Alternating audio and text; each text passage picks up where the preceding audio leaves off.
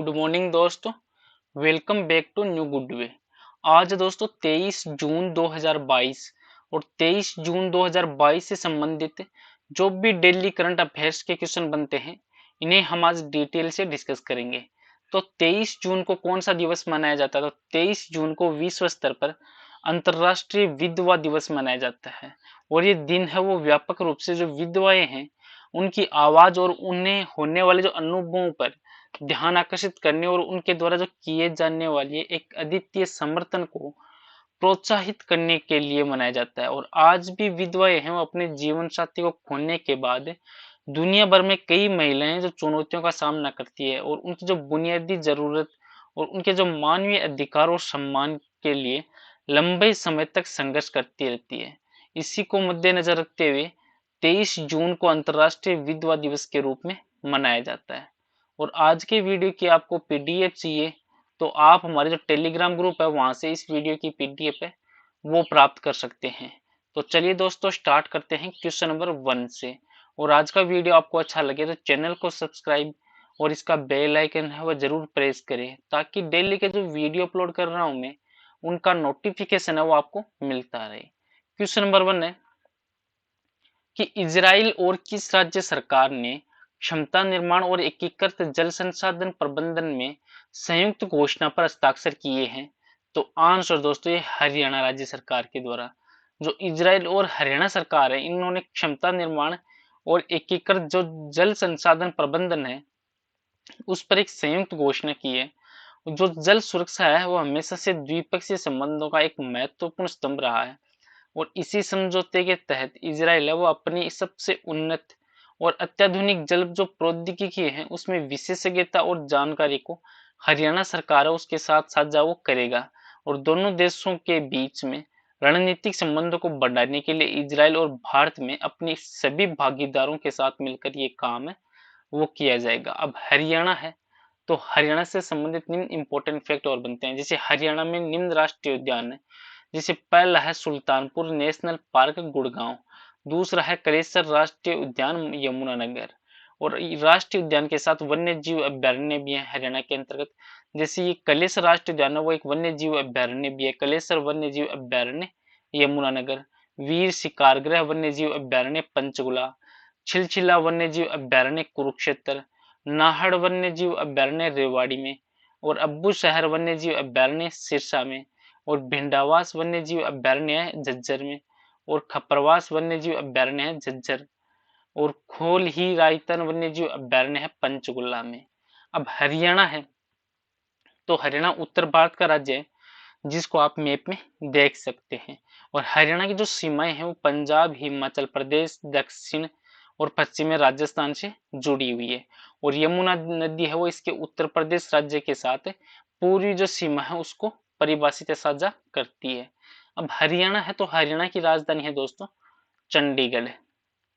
और प्रेजेंट है मुख्यमंत्री है मनोहर लाल खट्टर और राज्यपाल है बंडारू दत्तात्रेय। और हरियाणा की स्थापना है वो हुई थी 1 नवंबर 1966 को। और हरियाणा में टोटल जिले हैं 22। और यहाँ की जो हरियाणा की राज्य भाषा है वो हरियाणवी है, पंजाबी और हिंदी है। नेक्स्ट क्वेश्चन है क्वेश्चन नंबर 2 कि किस केंद्रीय मंत्रालय ने आईसीआईसीआई बैंक और एचडीएफसी बैंक और एनपीसीआई के कुछ संसाधनों को महत्वपूर्ण सूचना अवसंरचना घोषित है वो किया है? तो आंसर दोस्तों इलेक्ट्रॉनिक और आईटी मंत्रालय के साथ।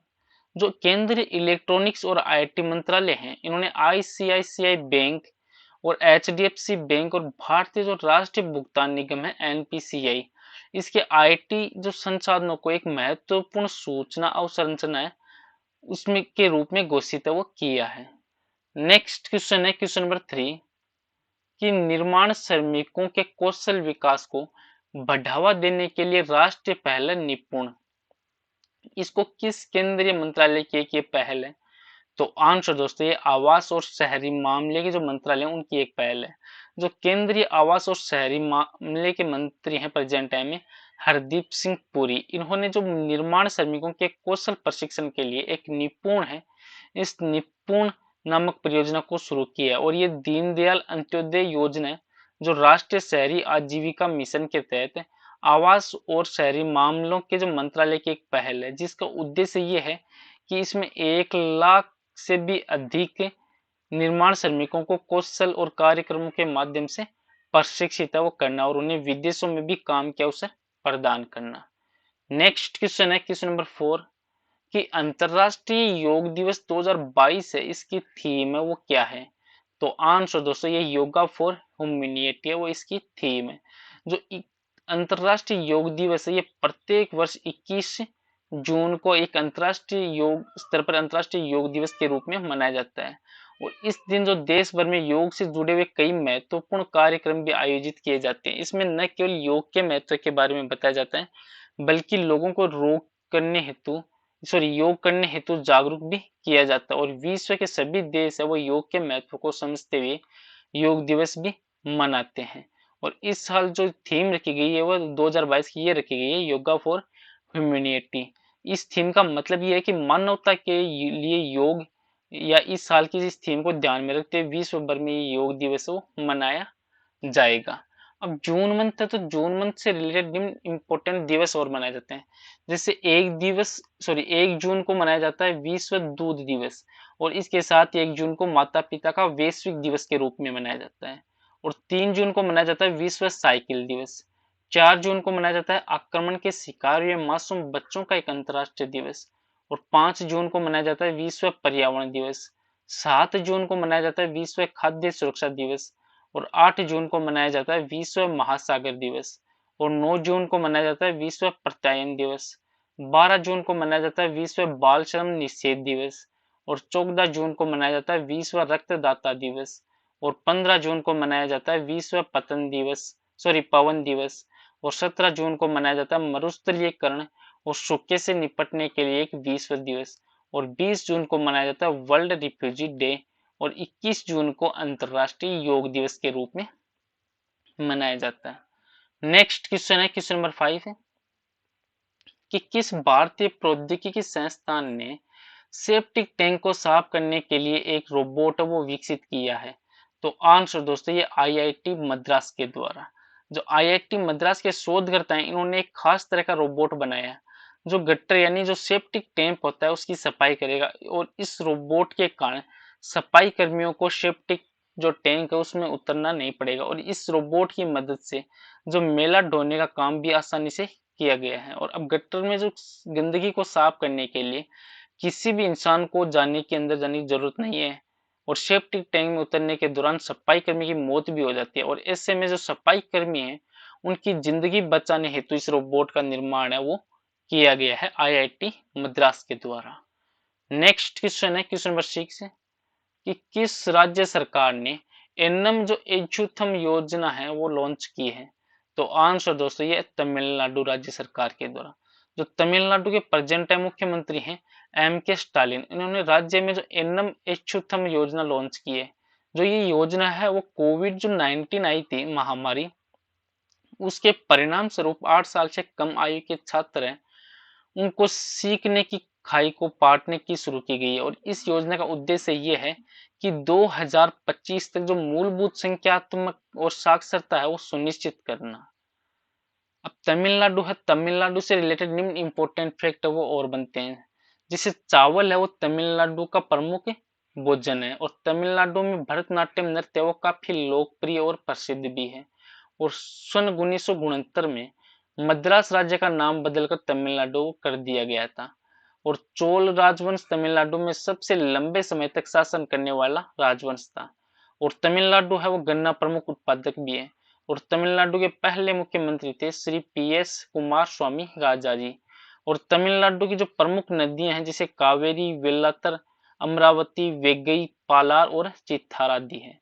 अब तमिलनाडु है तो तमिलनाडु भारत का एक दक्षिणी राज्य है जिसको आप मैप में देख सकते हैं और तमिलनाडु के पड़ोसी राज्य हैं जैसे आंध्र प्रदेश, कर्नाटक और केरल। और तमिलनाडु के प्रेजेंट मुख्यमंत्री हैं के स्टालिन और राज्यपाल रविंद्र नारायण रवि और तमिलनाडु की जो राजधानी है वो है दोस्तों चेन्नई और यहाँ की राज्य भाषा है तमिल। नेक्स्ट क्वेश्चन है क्वेश्चन नंबर 7 कि भारत ने 8वीं अंतर्राष्ट्रीय योग दिवस समारोह का मुख्य जो स्थल है वह कौन सा है? तो आंसर दोस्तों ये मैसूर। जो प्रधानमंत्री नरेंद्र मोदी है, इन्होंने कर्नाटक के मैसूर में 8वें अंतर्राष्ट्रीय जो योग दिवस है उस समारोह में भाग लिया। और इस वर्ष योग दिवस समारोह की जो थीम थी वो रखी गई थी मानवता के लिए योग, या ह्यूमैनिटी फॉर योग, या योग फॉर ह्यूमैनिटी। और दुनिया भर में 25 करोड़ से भी अधिक लोगों ने विभिन्न इवेंट्स में भाग लिया था और एक साथ योग भी किया है। नेक्स्ट क्वेश्चन है क्वेश्चन नंबर 8 कि बहुराष्ट्रीय शांति रक्षा अभ्यास एक्स कॉन्क्वेस्ट 2022 ये किस देश में आयोजित है वो किया गया है? तो आंसर दोस्तों ये मंगोलिया में आयोजित है वो किया गया है। जो मंगोलिया के उलान बटार है वहां पर बहुराष्ट्रीय शांति अभ्यास एक्स खान क्वेस्ट 2022 का आयोजन वो किया गया है।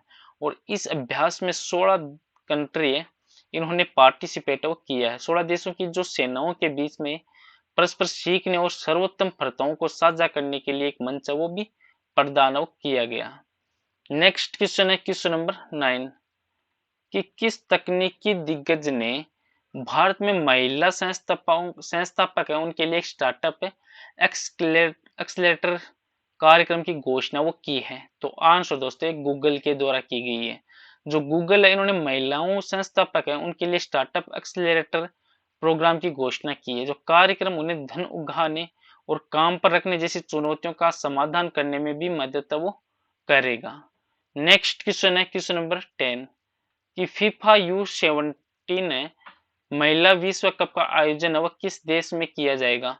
तो इसका आंसर दोस्तों भारत में किया जाएगा। जो फीफा U17 महिला विश्व कप है उसका आयोजन भारत में किया जाएगा। जो फीफा है इन्होंने स्थानीय आयोजन समिति के साथ मिलकर जो अंडर 17 विश्व कप कार्यक्रम की घोषणा वो की है, जो आधिकारिक ड्रॉ में 24 जून 2022 को होने वाला है।